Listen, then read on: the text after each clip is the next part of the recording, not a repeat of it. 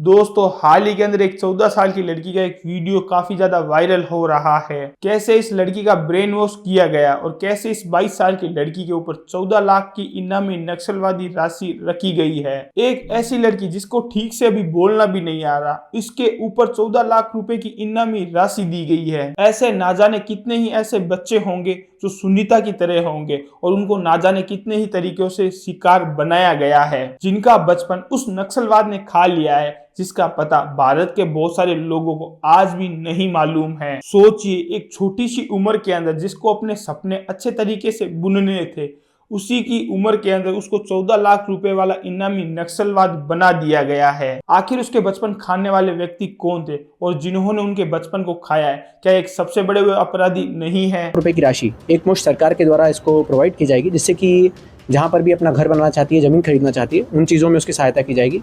करीबन 1.5 लाख रुपए जो है वो गृह निर्माण के लिए इसको सहायता राशि दी जाएगी, और इसी के साथ साथ स्किल डेवलपमेंट, क्योंकि एक बहुत अभिन्न अंग है कि कैसे इसको वापस जो अपना समाज है उसमें वापस इसका पुनर्वास किया। एमपी के बालाघाट के अंदर इसने अपना आत्मसमर्पण किया और इसको एक नया जीवन दिया गया है। लेकिन ऐसे कितने बच्चे हैं जिनको आज भी नक्सलवाद के अंदर चपेट के अंदर भरे हुए पड़े हैं और आज भी वे बाहर नहीं निकल पाए हैं। आज भी उनका बचपन नीचे ही चला जा रहा है और इन नक्सलवाद को रेस्क्यू करने के लिए लाखों रुपए की इनामी राशि लगातार सरकार दे रही है। नक्सलवादी की शुरुआत 1967 के अंदर पश्चिम बंगाल एक नक्सलवादी गांव से शुरू की गई थी। भारतीय कम्युनिस्ट पार्टी के बड़े नेता चारू मजूमदार ने, जो कि आदिवासी किसानों लोगों का सहयोग प्राप्त कर इस पार्टी का गठबंधन किया था। उनका सिर्फ यही नारा था कि वे आदिवासियों और यहाँ तक कि नीचे परिवार वालों के किसानों को सिर्फ वो न्याय दिला सके।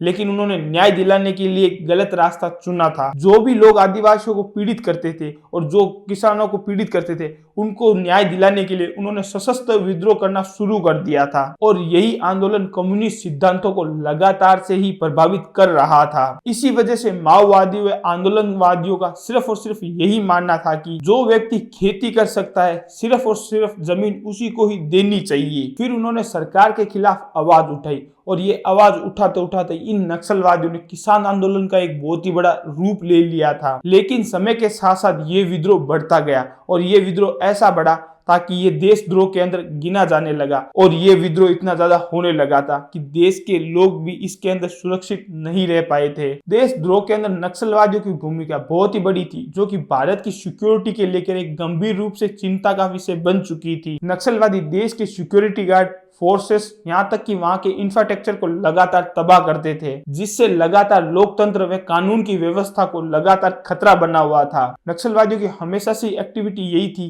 कि वे लड़ाई झगड़ा करना, चोरी करना, मारपीट करना, यहाँ तक कि देश की हुई संपत्ति को नुकसान पहुंचाना और उनके कामों को रोकना था। यहाँ तक कि ये देश की एक पेरोल सिस्टम चलाने के लिए देश की इंटीग्रेटेड को भी एक निशाना बनाया करते थे। राज्य के अंदर कानून चलाने के लिए एक बहुत ही बड़ी चुनौती मिलती और ये सीधा सीधा देशद्रोह के अंदर आते थे। इंडियन पिनल कोड के अंदर धारा 121 और धारा 122 के अंदर नक्सलवादियों के अंदर जो भी कुछ चीजें कर रहे थे, जो भी एक्टिविटी कर रहे थे, वे देशद्रोह के खिलाफ मानी गई थी और ये हमेशा से ही भारत की आंतरिक चीजों को हमेशा से ही कमजोर बनाते थे। ये असंवैधानिक तरीके से विरोध करते थे। इनके लिए कड़ी से कड़ी सजा देने का प्रावधान भी मौजूद था। नक्सलवादी भारत के एशिया से लेकर पूर्वी तक पूरे जंगलों के अंदर फैले हुए थे और जंगलों में इनका बहुत ही बड़ा ठिकाना वे मौजूद हुआ करते थे। वे अपनी ही सरकार वहां पर चलाने के लिए लगातार हिंसा बढ़ाते रहते थे और लगातार वे अपनी ही सत्ता को बनाए रखने के लिए वहां जंगलों के अंदर हथियार बरामद करना,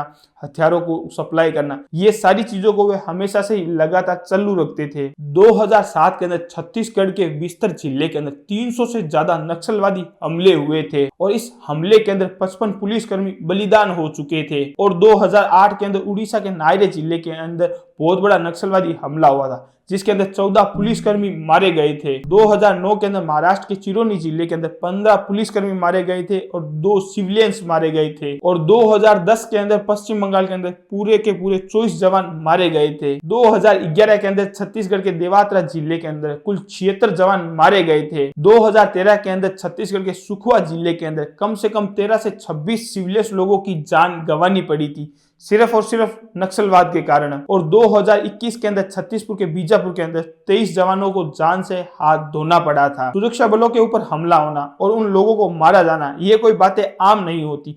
ये देश की सिक्योरिटी को पूरी तरीके से खोखला बनाने वाली बातें हो रही थी और देश की सुरक्षा के ऊपर लगातार हमले हो रहे थे। अब पूरे भारत के अंदर कुल 16,000 से ज्यादा घटनाएं नक्सलवादों की हो चुकी है और इन सारी घटनाओं के अंदर 10,580 सुरक्षाकर्मी मारे गए हैं। लेकिन 2014 से लेकर 24 तक ये आंकड़ा पूरी तरीके से घट चुका है और यह आंकड़ा अब सिर्फ और सिर्फ 509 के ऊपर आ चुका है। 2004 से लेकर 2014 में नक्सलवादियों में जब हमले किए थे, जिनमें 5,000 नागरिकों की जान गंवानी पड़ी थी, अब वही आंकड़ा पूरी तरीके से घट गया है। 2014 से लेकर 2024 तक सिर्फ और सिर्फ 1400 नागरिकों ने अपनी जान गंवाई है। नक्सलवादी मारे गए हैं और इनके आंकड़ों में लगातार कमी भी आई है, ये भी अच्छी बात है। लेकिन नक्सलवाद होना ही नहीं चाहिए, क्योंकि इसके अंदर हमेशा से अपने ही लोगों को खतरा होता है। क्योंकि नक्सलवादी हमेशा से ही अपने ही देश को नुकसान पहुंचाते हैं, अपने ही देश के लोगों को और अपने ही देश की सुरक्षा कर्मियों को लगातार निशाना बनाते हैं। जो लोग लगातार देश को नुकसान पहुंचाते हैं,